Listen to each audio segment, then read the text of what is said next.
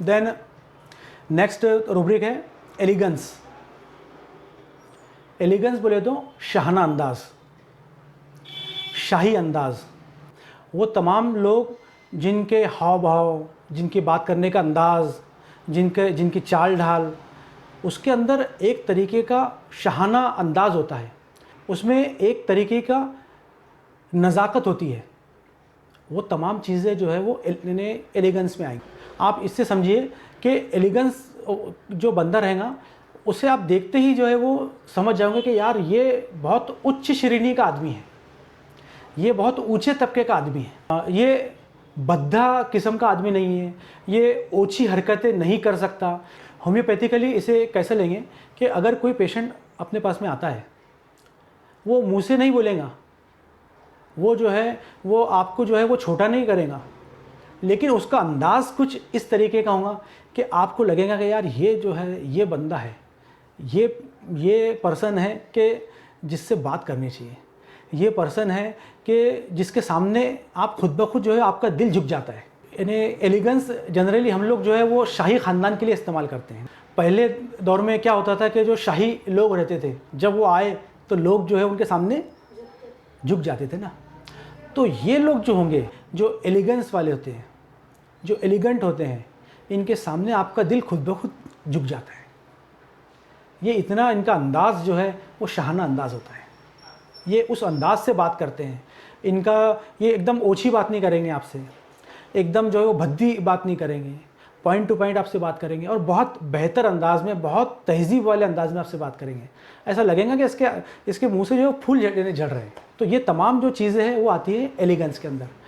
इसमें क्या होता है कि इसमें उसका पहनावा, इसका बात करने का ढंग, इसका चाल चलन, इसके बात करने का अंदाज़, हर कुछ जो है ये एकदम उच्च श्रेणी का होगा, एकदम हाई फाई होगा। हाई फाई बोले तो ऐसा नहीं कि बहुत ज़्यादा आपको जो है वो दिखावा कर रहा है, ऐसा नहीं है, और ये मुंह से बोलेगा भी नहीं, लेकिन उसका अंदाज़ ही कुछ इस तरीके का होगा कि आपको लगेगा नहीं यार ये जो पर्सन है ये बहुत हाई स्टैंडर्ड का पर्सन है। नेक्स्ट रूब्रिक है एलोक्वेंट। एलोक्वेंट बोले तो able to speak clearly in a public, specially in a public.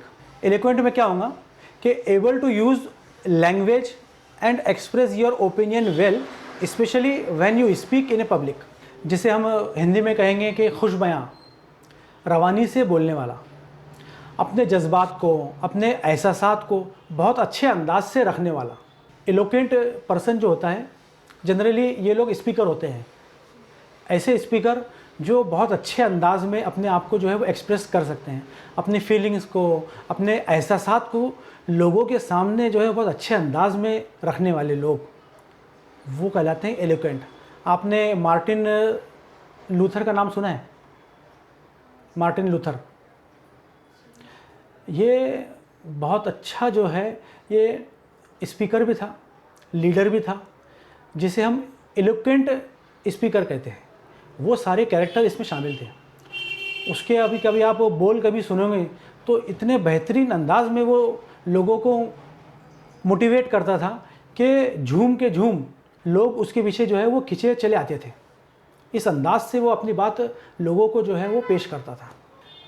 इसकी जो स्पीच थी ये आज तक इन्हें मशहूर है। इसकी जो बातें थी उसमें एक बात बहुत मशहूर है कि वो कहता है, तुम्हें आगे बढ़ना है, यदि तुम उड़ नहीं सकते तो तुम्हें दौड़कर आगे बढ़ना है, यदि तुम दौड़ नहीं सकते तो तुम्हें चलकर आगे बढ़ना है, यदि तुम चल नहीं सकते तो तुम्हें रेंग कर आगे बढ़ना है।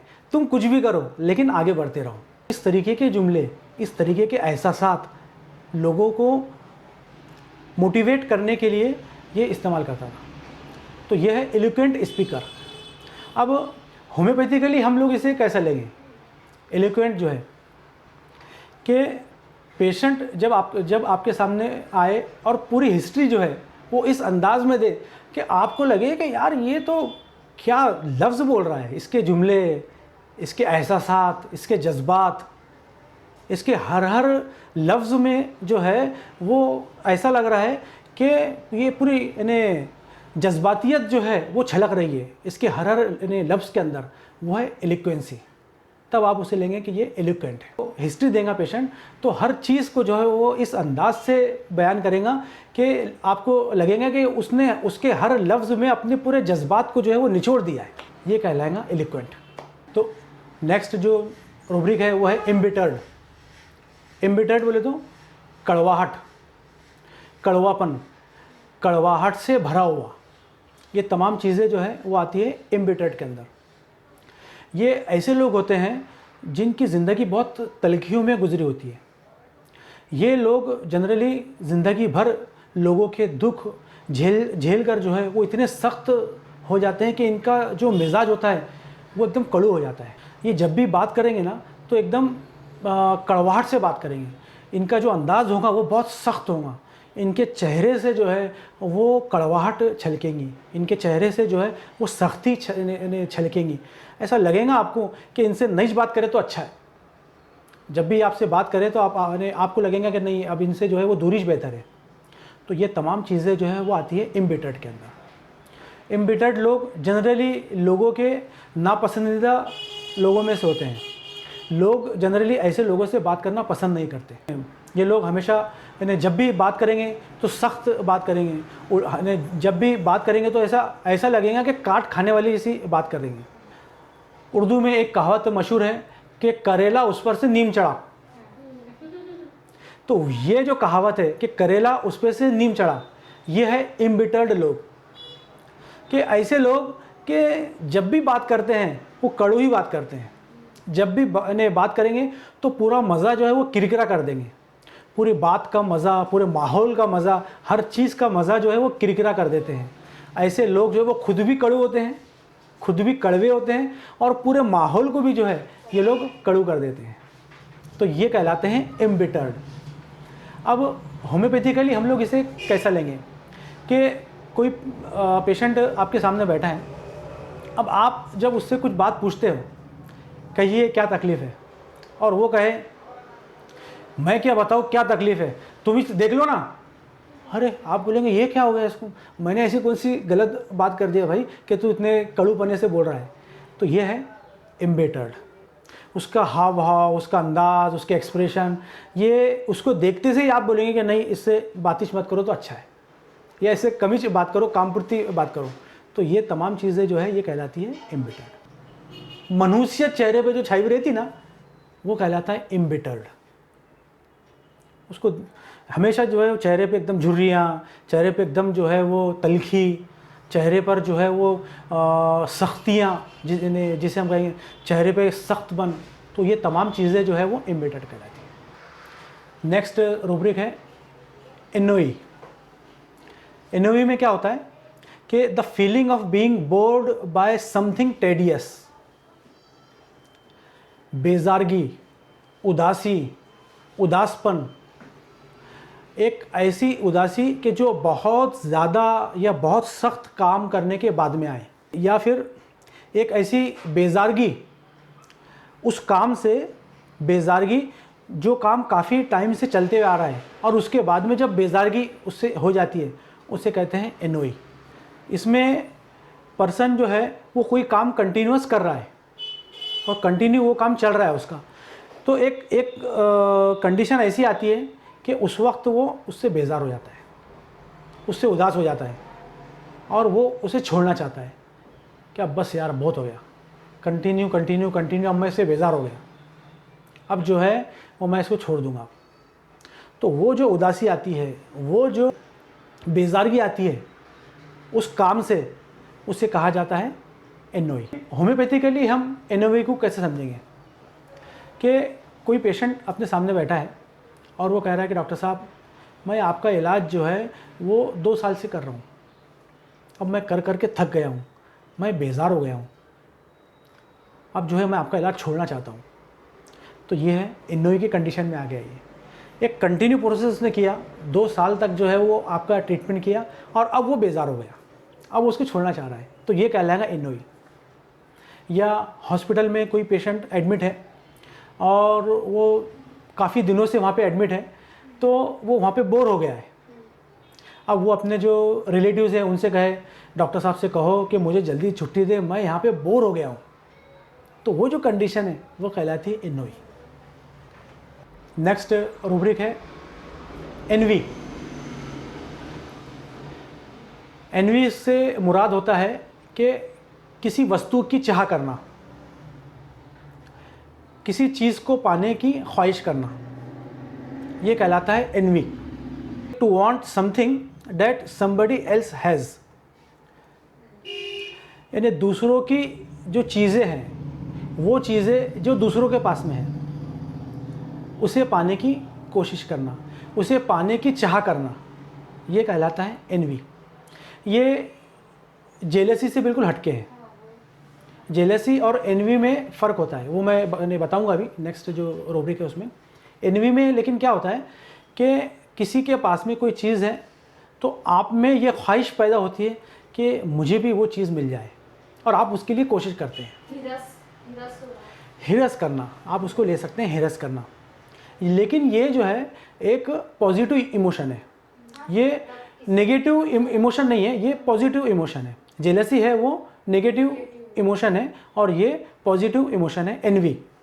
एनवी में क्या होता है कि आप पॉजिटिवली ये सोचते हो कि सामने वाले के पास में जो चीज़ है वो चीज़ मुझे मिल जाए, और उसके लिए आप कोशिश करते हो। क्लास में जो है वो कोई बच्चा है जिसे बहुत अच्छे मार्क्स मिले हैं और उसे जो है उसका इनाम भी मिला है, तो जो दूसरे बच्चे हैं वो कोशिश करेंगे कि हमें भी जो है वो चीज़ मिल जाए। अब उसके लिए वो जो है वो दिन रात कोशिश करेंगे, पढ़ाई करेंगे। तो ये जो है एनवी, ये एक पॉजिटिव साइन हो गई। इसमें क्या होता है कि इसमें सामने वाला जो पर्सन होता है जिसके पास में वो चीज़ है, उसको ख़त्म करने की आप कोशिश नहीं करते हो, लेकिन आप ये ज़रूर चाहते हो कि काश मेरे पास में भी वो चीज़ होती, काश मुझे भी वो चीज़ मिल जाती। तो ये है एनवी। लेकिन जेलसी में क्या है कि ये बिल्कुल उसका उल्टा है। जेलसी बोले तो क्या, जलन, हसद। इसमें होता ये है कि आप ये सोचते हो कि सामने वाले के पास में जो चीज़ है वो आपको तो मिले, लेकिन वो चीज़ उसके पास भी ना रहे, वो चीज़ ख़त्म हो जाए, वो चीज़ जो है वो टूट फूट जाए। तो ये फ़र्क होता है एनवी में और जेलसी के अंदर। एनवी में आप जो है वो पॉजिटिवली सोचते हो कि मुझे वो चीज़ पाने की कोशिश करनी चाहिए। जेलसी में आप ये सोचते हो कि उसके पास से वो चीज़ ख़त्म हो जाना चाहिए। होम्योपैथिकली हम इन दोनों को कैसे डिफरेंशिएट करेंगे। एनवी का जो पेशेंट होगा, जब वो आपके सामने बैठा है और आपको कभी हिस्ट्री दे रहा है, तो वो कहेगा कि डॉक्टर साहब, हमारे जो नेबर हैं, हमारे जो पड़ोसी हैं, उनके पास में जो है वो बहुत बड़ी कार है, उनके पास में बंगला है। उन्हें देख के मेरी भी ख्वाहिश होती है कि वो कार, ऐसा बंगला, ऐसी कार जो है वो मेरी भी हो। मैं उसके लिए कोशिश करते रहता हूँ, मैं उसके लिए जो है वो दिन रात मेहनत करता हूँ कि ऊपर वाला जो है वो मुझे भी जो है वो ऐसा बंगला दे दे या ऐसी कार दे दे। ये पॉजिटिवली वो सोच रहा है, इसे कहेंगे एनवी। लेकिन जेलसी में क्या होता है, जेलसी में उसके जो हाव भाव रहेंगी वो बिल्कुल चेंज हो जाएंगे। जब वो बोलेगा ना ऐसा कि डॉक्टर साहब, मेरा जो पड़ोसी है ना, उसके पास में जो है वो एक कार है, जब भी वो कार निकालता ना, दिल करता पत्थर मार के उसकी कार तोड़ डालो। पता नहीं डॉक्टर साहब कहाँ से उसने इतना पैसा लाया। कल का तो जो है वो बच्चा था हमारे सामने, अभी जो है वो पता नहीं इतना कहाँ से जो है वो बढ़ गया, और हमारे सामने जो है वो डॉक्टर साहब बड़ा जो है वो बंगला उसने खड़े कर दिया। दिल करता ना पूरे बंगले को आग लगा दूँ। अब ये क्या हो गया, ये जो है ये जलन हो गई, ये जो है उसके ताल्लुक़ से जो है वो हसद हो गया, उसे ख़त्म करने की ख्वाहिश जब डेवलप हो गई। तो ये दोनों में डिफरेंस है। मेरे पास एक केस था, दो बहनें, जो छोटी बहन थी उसके जो बाल थे वो बहुत कमज़ोर, वीक और जल्दी गिरने वाले बाल, और उसके बाल बहुत छोटे छोटे बाल थे। बड़ी बहन जो है उसके बाल बहुत घने, बहुत लंबे, बहुत बड़े बाल। अब जब वो लोग सामने बैठे तो उसके पेरेंट्स कहते हैं कि डॉक्टर साहब इसको समझाओ, ये बड़ी बहन के जो है वो बाल को जो है वो खोलने नहीं देती। बड़ी बहन को कहती है कि मेरे सामने तेरे बाल खोलना नहीं, अगर तूने बाल खोली तो मैं उसको काट डालूंगी। ये बाकायदा पेशेंट की फीलिंग रहती है। तो छोटी बहन की फीलिंग बाकायदा बड़ी बहन के साथ में ये थी कि मैं तेरे बालों को काट दूंगी अगर कभी तूने मेरे सामने जो है वो बाल खोले तो वो बेचारी जो है वो बाल जब बनाने की उसकी बारी आती तो वो जो है वो अलग थलग एक कमरे में बनाती थी, वो उसके सामने जो है बाल भी नहीं बनाती थी। तो ये डिफरेंस होता है एनवी में और जेलसी के अंदर।